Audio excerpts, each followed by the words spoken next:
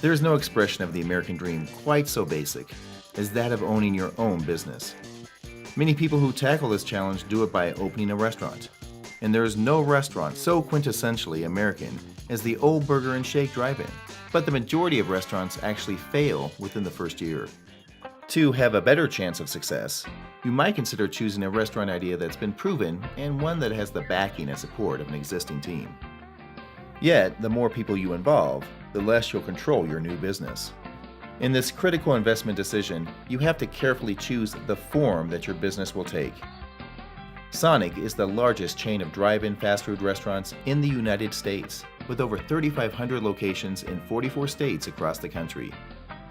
Most of those restaurants are individually owned and operated, just like the first one, founded by Troy Smith in Shawnee, Oklahoma in 1954. I think Troy, like anybody else, it's an American dream to have your own business. And he saw early on all the promise that the restaurant industry held. After coming back from World War II, he took a job as a milkman, but he quickly realized that he wanted to run a business of his own. Over the next several years, Troy opened a number of restaurants in an effort to find out what worked best for him. But he ran these businesses by himself as sole proprietorships. He got to make all the choices, but he had no one to help him make the restaurants truly great. And ultimately, those first ventures all failed. Eventually, Troy bought a 5-acre gravel lot. And on this property, he actually had a steakhouse and also a root beer stand. That root beer stand was called the Top Hat Drive-In, and it sat next to the log cabin that Troy turned into an upscale steakhouse. Troy almost tore the stand down to make more room for parking, but he took a closer look at the business and he realized that would be a huge mistake. He quickly saw the root beer stand was a much more profitable business venture, and that's why he went forward with Top Hat.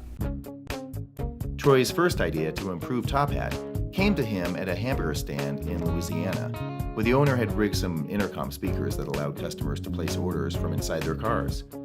Back at the Top Hat, Troy's customers had to park far away and walk across the gravel lot to the restaurant.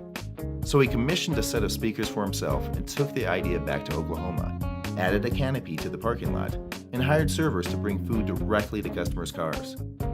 The changes were such a hit that revenue went through the roof. More importantly, though, they impressed local grocer Charlie Papp, and the two formed a partnership where Troy improved the business and Charlie did the sales. Over the next few years, the pair opened several more Top Hats around Oklahoma. Then something unexpected happened. As they looked to grow the business further and were going to go to incorporate, they found out that Top Hat was already trademarked as a restaurant brand. In cases where legal challenges become successful lawsuits, general partners can sometimes lose everything: the business, the investment, even their homes. Fortunately, Troy and Charlie were covered by a limited partnership agreement, which protected their personal assets if the business ran into such trouble, though they could still lose their restaurant. The more robust protections of a limited liability partnership, such as each partner being protected from liability over the other partner's mistakes, that wouldn't exist until the 1990s. So, deciding that it was better to be safe than sorry, they agreed to change the name of the business. Troy and his partner Charlie said, what can we choose? What represents the brand? And they said, we always want our service to be so fast. Service at the speed of sound.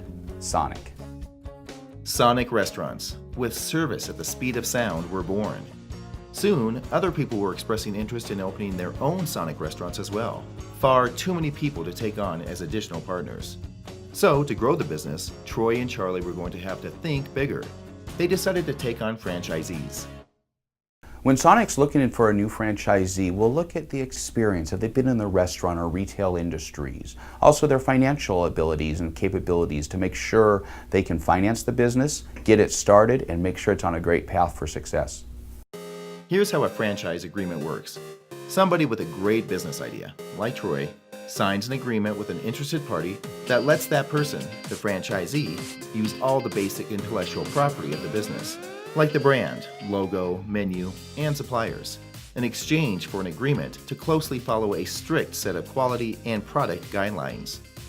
This agreement allows a franchisee to walk into an already successful business with a lot of the groundwork already done, in exchange for losing a lot of control over the broader aspects of the business.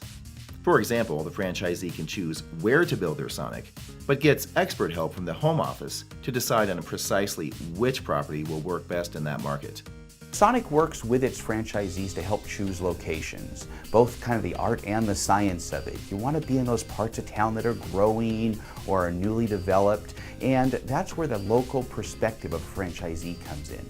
Usually no one knows their hometown better than someone that lives there. That makes the franchisee the local, friendly face of the national brand. They manage the day-to-day operations of their business without having to spend precious startup resources on the bigger picture. Put the top down, Pete. It's summertime. The top is down, TJ. Well, put it up, man. It's blowing my hair everywhere. Okay.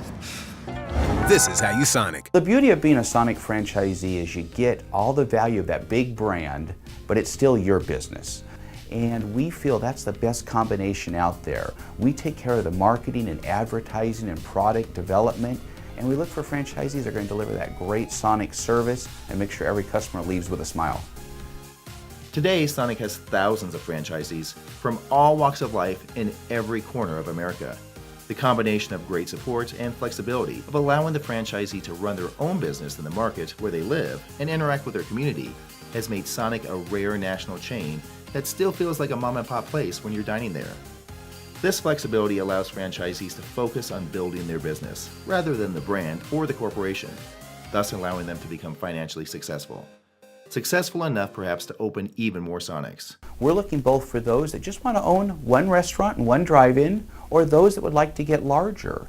And we see it happen where folks come in and maybe they just want to open one, but they have some great success and they look to open additional restaurants to build upon that success. But what's great is that whether it's 1 or 100, there's a spot for you at Sonic. Sonic Restaurants started as the brainchild of Troy Smith in a little town in Oklahoma. From his first sole proprietorship that he ran alone, to taking on a partner, to awarding franchises to interested parties, incorporating, and eventually becoming a successful public company, doing millions in business each week.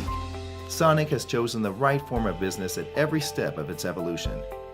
Maybe that's why Sonic continues to grow at the speed of sound. The future for Sonic looks so bright. We've got a 60-year track record of success, and that's because of great food, friendly service. But we also know it's a whole new day out there and a whole new group of consumers we want to appeal to. So we're incorporating new technologies that will make the Sonic experience better than ever, that will truly create the 21st century drive-in.